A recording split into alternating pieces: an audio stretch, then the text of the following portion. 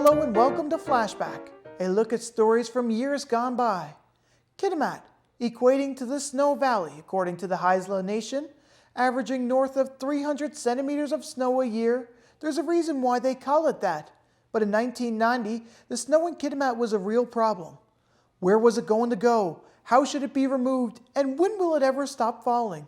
All questions we ask today that was at top of mind then. Snow. The dictionary defines it as solid precipitation in the form of ice crystals formed from water vapor in the upper atmosphere. Kitimat gets a lot of crystallized water vapor, not surprising when its name in the language of the Haisla people means Valley of the Snows. The kids love it. Snow piles can make recess more fun. And at the primary art show, there's lots of pictures of snow and a snow blower. Adults just want it cleared away as quickly as possible.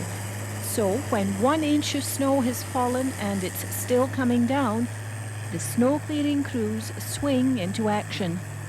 The majority of the people are called out early in the morning, 1, 2, 3 o'clock, depending on the severity of the storm, and they'll carry on until the end of their regular shift at 4:30.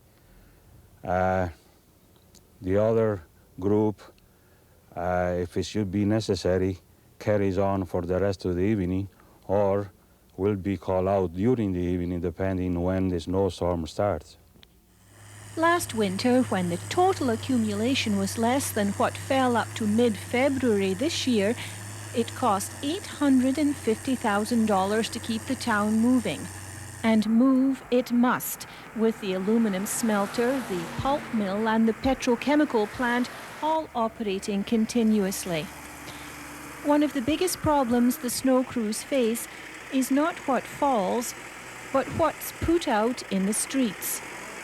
People shoveling their driveways onto the street, that is causing our equipment working twice as hard, and as well, after we went through 2 or 3 times, we still end up going back to clean up piles of snow that residents put out on the street.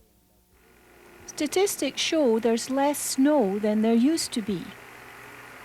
There may be less snow, but crews have more trouble clearing it.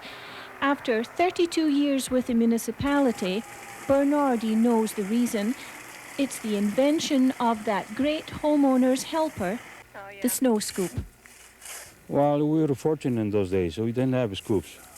We only had showers, therefore they didn't have that much snow from the drivers on the streets. But the rest of it, we had our problems in the past. We just forgot them, that's all. So the new technology, these great big snow scoops, that's caused you the most problem? Certainly are. Even graders have trouble getting around some streets after the scoops have been out in force. That's right. I agree with that. They should have never invented those things. There is a snow clearing policy, copies of which are delivered to every home. The problem is not everyone sticks to it, as this resident is doing. Although Kitimat has never lost a piece of equipment in the snow, an employee did go missing. Well, not lately, but we did lose one in the past years while he was standing in the back of the pickup by hand. He just disappeared. Well, the driver only found out once he got to the yard that he didn't have the man that he started with it. He had to go back and pick him up on the road. There are 7 snow blowers, 4 loaders, 5 graders, 4 trackless vehicles, 2 truck plows, and 4 sanding trucks to be kept running.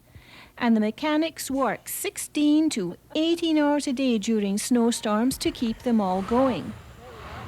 And just what level of snow clearing is acceptable to the people who live in the Valley of the Snows? Nothing's acceptable to the resident but blacktop. They love blacktop, and I don't blame them. I think they're quite right by wanting the blacktop, and we use a lot of salt, and that's the way we get the blacktop. And speaking of salt, they average 500 to 600 tons of salt and 700 to 800 tons of sand each year in snow clearing operations.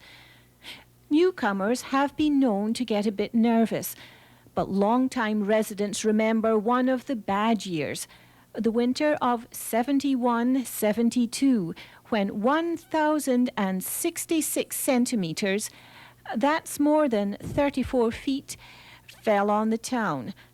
The record for the most snowfall in 24 hours was also set on February 18th, 1972, 112.3 centimetres or 44 inches in just one day. Grieve came back from a weekend in Vancouver to find conditions were pretty bad. And when I got back, it was completely tied up. Everything was the scar sitting in an albatross all over the place. All you could see was some of them, the antenna sticking in the air. And I can recall just right at the front of the yard here, there's a car parked there, and the blower come along and took the rear bumper off it and took the back end out of the car, and nobody could see it. We couldn't blame the operator because there was no indication there was a car there. There's only one piece of equipment in the district garage that's been working for Kitimat longer than Grieve, and that's number 11 snowblower, a blower that was originally bought from Alcan in 1954. It takes days to clear up after a snowstorm, and one problem is, if it gets too deep, roofs have to be shoveled off. Both homes and from bus shelters, or they might just collapse like this storage shed. Another long-term district employee, Emil Gutenecht, says he just can't see what everyone's problem is with the snow. I don't really know. They figure everybody should have the street done at the same time. I guess. I don't know what really their problem is. I don't see any. I haven't got any complaints. I've always made it to work. I've been here 34 years. I've never pushed any snow out on the street. Everybody else can't seem to do that. I don't know why. Residents try different ways of foiling the snowblowers. Each of the big machines needs two operators, one to drive and the other to operate the snow chute. And they're always being accused of deliberately blowing snow on one side of the street only. Kitimat residents have even resorted to parking kids on top of snowbanks to keep the blowers away. Yes, they used to do a lot of that. Not as much anymore because we haven't had any snow, but one time there was lots of that going on. The best thing to do is just relax and enjoy it all like the kids. There's only been 6.5 meters since November. Not a great deal when you consider that the village of Stewart has 2 meters on the ground right now, and winter is a long way from being over.